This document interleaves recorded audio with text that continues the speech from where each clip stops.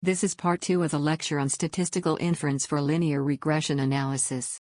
Let's follow the process of statistical test for linear regression, step by step, from an application-oriented viewpoint. First, let's suppose we found a pattern in the results. For example, suppose we found that older persons tend to have higher blood pressure. But how reliable is this result? How reliable is this pattern that we observed in the data? In statistics, the word reliability is used with a meaning that is somewhat different from that of reliability in everyday conversation. Reliability in statistical literature means the extent to which statistical results are not affected by random variations, such as sampling variations. So, the question is, to what extent is it possible that the pattern that we observed in the data actually does not exist but occurred by chance? From an application-oriented viewpoint, the first step of statistical test for regression analysis is clarification of the substantive hypothesis about the relation between the dependent and independent variables. Let's suppose we hypothesize that senescent processes tend to raise blood pressure, so older adults tend to have higher systolic blood pressure. In the next step, we formulate the hypothesis in the form of a statistical model. In linear regression analysis, we assume that the dependent variable can be predicted as a linear combination of relevant factors. In this regression model, Y is systolic blood pressure, so Yi is the value of systolic blood pressure for individual I. X1 is age, and other X's are other factors that are considered to be related to systolic blood pressure. If the hypothesis that older people tend to have higher systolic blood pressure is true, the estimated value of beta 1 should be positive. And if the effect is not negligible, the value of beta 1 should not be too small. Suppose we did a regression analysis of data using this model, and got 0.669 as B1, which is a positive value. By the way, note that in this slide, the partial regression coefficient for x1 is denoted as beta 1 in the model equation, but its estimated value is denoted as B1. Why do we use both beta and B for the regression coefficient? We usually use beta to indicate the true value of the regression coefficient for the entire population, or in some cases, the value of regression coefficient which would be obtained if we do the analysis for an infinite number of cases. We use B for an estimated value of the regression coefficient that is actually obtained when we do the regression analysis with data. So, although there is only one value of beta for the variable in the model, the value of B has sampling variations or stochastic variations, i.e., variations by chance. The substantive hypothesis that older people tend to have higher blood pressure implies that in terms of the regression model, beta 1 should be positive. B1, the estimated value of beta 1, was 0.669, which is positive. So the sign of B1 is consistent with the hypothesis. But, although the sign of beta 1 should be positive, the sign of B1, its estimated value, could be positive or negative, because B1 is subject to random variations. So it is possible that beta 1, the true value, is 0, but B1, its estimated value, comes out as 0.669, by chance. This possibility may be negligible if the value of B1 is very large, and far from 0. But the possibility may not be negligible if the value of B1 is small and close to 0. So, in order for the results to be considered consistent with the substantive hypothesis, we need to investigate how likely or unlikely the possibility that beta 1 is 0 is. So a key question is, for the result to be considered supportive of the hypothesis, how large should the value of B1 be? One criterion is that B1 should be large enough to make it unlikely for beta 1, the true value, to be 0. This is the fundamental idea of statistical test for regression coefficients. After formulating a regression model, we set up statistical hypotheses corresponding to the substantive hypothesis. For statistical testing of regression coefficients, there are two kinds of tests, the two-sided test and the one-sided test. For each kind of the tests, two statistical hypotheses, the null hypothesis and the alternative hypothesis, are set up. For the two-sided test of the regression coefficient for age, the statistical hypothesis called null hypothesis is that beta 1, the true value of the coefficient, is 0. The corresponding alternative hypothesis, which is negation of the null hypothesis, is that beta 1 is not 0. If our substantive hypothesis is that older persons tend to have higher systolic blood pressure, then in the one-sided test, the null hypothesis is that beta 1 is non-positive, that is, negative or 0. The corresponding alternative hypothesis is, beta 1 is positive. Usually, a null hypothesis is denoted as H0, and an alternative hypothesis is denoted as HA. The relationships between a substantive hypothesis and corresponding statistical hypotheses, comprising null hypothesis and alternative hypothesis, can be schematically represented like this. Substantive hypotheses are usually expressed in words. For example, older people tend to have higher blood pressure. Statistical hypotheses are expressed in the form of mathematical equality or inequality, such as, beta 1 equals 0, beta 1 is positive, and beta 1 is negative. The key trick here is, the null hypothesis is opposite to the substantive hypothesis. If our substantive hypothesis is that older people tend to have higher systolic blood pressure, then the null hypothesis for the two-sided test is, beta 1 equals 0, implying that age is unrelated to systolic blood pressure, and the null hypothesis for the one-sided test is, beta 1 is non-positive, implying that older people tend to have lower systolic blood pressure, or age is unrelated to systolic blood pressure.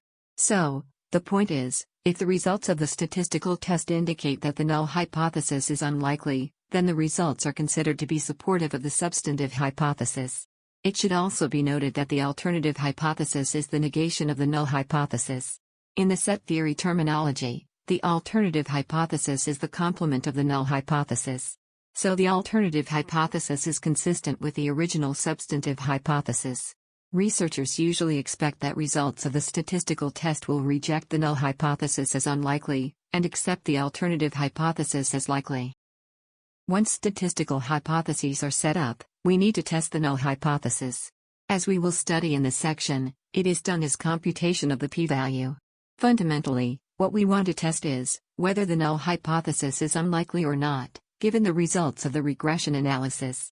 To be more specific, the test question is, if the null hypothesis is true, how likely is it to get the result? By the result, we mean the estimated value of the regression coefficient for age, which is B1, in this example.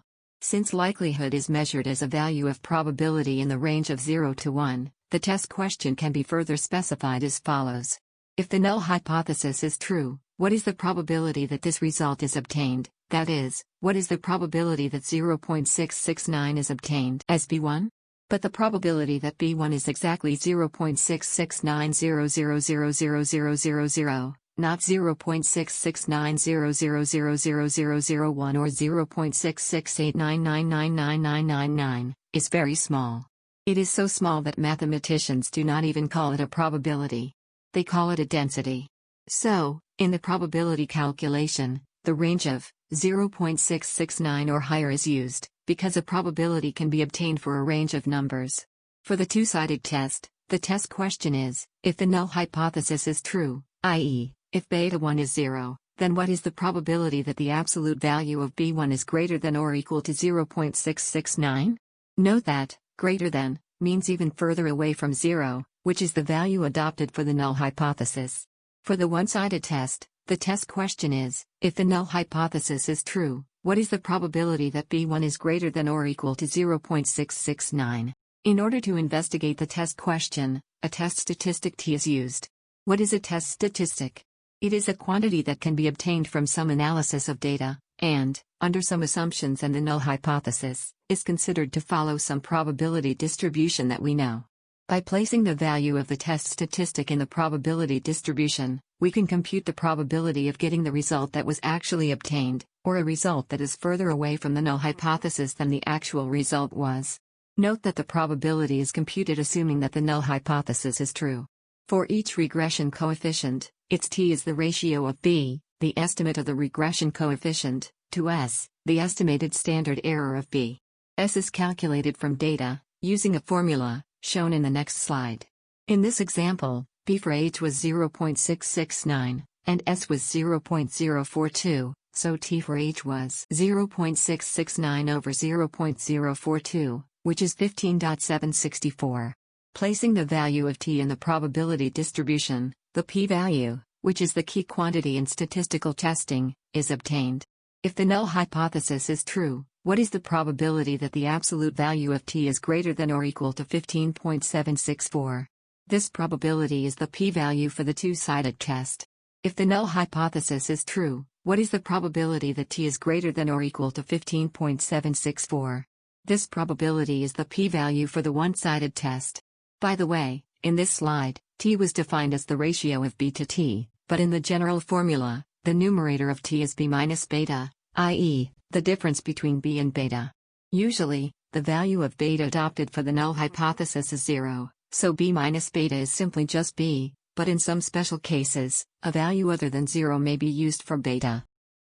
This is the full formula of t for variable xj, shown for students who are interested in details of the computation. Mathematicians have shown that this quantity, t, asymptotically follows a probability distribution called the t-distribution, or student's t-distribution. Asymptotically means approximately, and the approximation becomes more accurate as the number of observations increases. The t-distribution is not just a distribution, but the shape of the distribution changes with a quantity called the degree of freedom, which is obtained as the number of observations minus the number of independent variables minus 1. This is the mathematical formula of the t-distribution, shown for students who want to learn more about mathematics of the distribution. By placing the value of t in the mathematically constructed t-distribution, we get the p-value for the regression coefficient. We will study more details of the computation of p-value in the next section. Since the p-value is a probability, it ranges from 0 to 1. If the p-value is very low, for example, if it is smaller than or equal to 0.05, we may conclude that the null hypothesis is unlikely, and reject the null hypothesis. Since the null hypothesis is opposite to the substantive hypothesis, the result is considered to lend support to the substantive hypothesis. But if the p-value is not very low, for example, if it is greater than 0.05, we may conclude that the null hypothesis is not unlikely, so we do not reject the null hypothesis. Then the result is not considered to lend support to the substantive hypothesis, i.e., we think that the pattern we observed in the regression results might not have actually existed, but have occurred just by chance. The p-value determines statistical significance of the results. Suppose 0.05 is chosen as our cutoff point between very low p-values and p-values that are not very low. In this case, if the p-value is smaller than or equal to 0.05, then b, the estimated value of the regression coefficient, is stated as statistically significant at the 0.05 level. But if the p-value is greater than 0.05, then b is described as not statistically significant at the 0.05 level. But we don't have to use 0.05 as this cutoff point, and we may select a different cutoff point. Let alpha be this number. In this case, if the p-value is smaller than or equal to alpha, then b, the estimated value of the regression coefficient, is described as statistically significant at the alpha level. But if the p-value is greater than alpha, then b is described as not statistically significant at the alpha level. 0.05, or 5%, is most widely used for alpha, followed by 0.01, or 1%. This diagram is a schematic summary of what we have just studied. First, we set up our linear regression model, and carry out regression analysis of data, using the model, which produces estimated values of the regression coefficients, a and b's.